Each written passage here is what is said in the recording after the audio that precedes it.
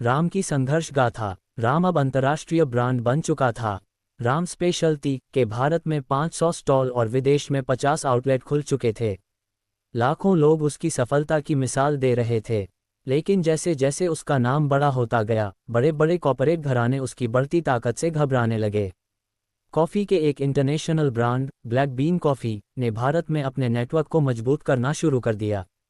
उनका मकसद था राम को खत्म करना। ब्लैक बीन कॉफ़ी ने मीडिया में पैसे देकर राम के खिलाफ नेगेटिव खबरें फैलानी शुरू कर दीं। Greater than Ram special T में मिलावट। राम का कारोबार टैक्स चोरी करता है। हेल्थ डिपार्टमेंट की जांच शुरू। सोशल मीडिया पर ट्रोलिंग चालू हो गई। विरोधी नेताओं ने भी राम के खिलाफ बयान देने शुरू कर दिए। इसी बीच एक और बड़ा धोखा हुआ। श्री अग्रवाल, जिन्होंने शुरुआत में निवेश किया था, अब ब्लैक बीन कॉफ़ी के दबाव में आ गए। उन्होंने राम के खिलाफ शेयर होल्डर बोर्ड में मोर्चा खोल दिया।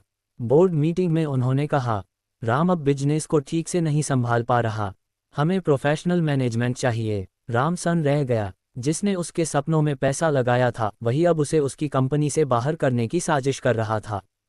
बोर्ड ने राम को नोटिस दिया, तुम्हें 1 महीने में कंपनी से बाहर किया जा सकता है।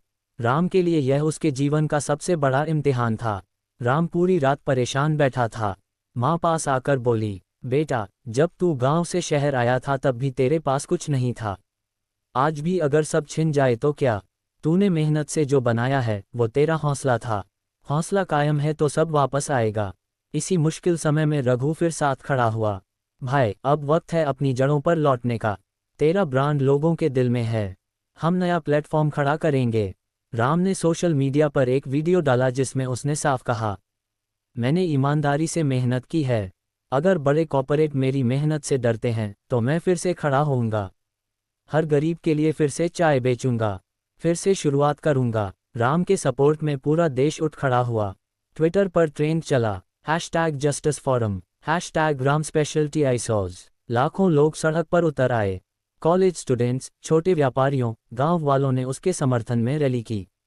ये जन आंदोलन इतना बड़ा हो गया कि सरकार को भी दखल देना पड़ा। जांच में सिद्ध हुआ कि ब्लैक बीन कॉफ़ी ने मीडिया में झूठ फैलाया था। श्री अग्रवाल की गड़बड़ियां सामने आईं। कोर्ट ने फैसला दिया, राम स्पेशल टी के सारे राइट्स राम को वापस दिए जाते हैं। श्री अग्रवाल का निवेश जब्त होगा।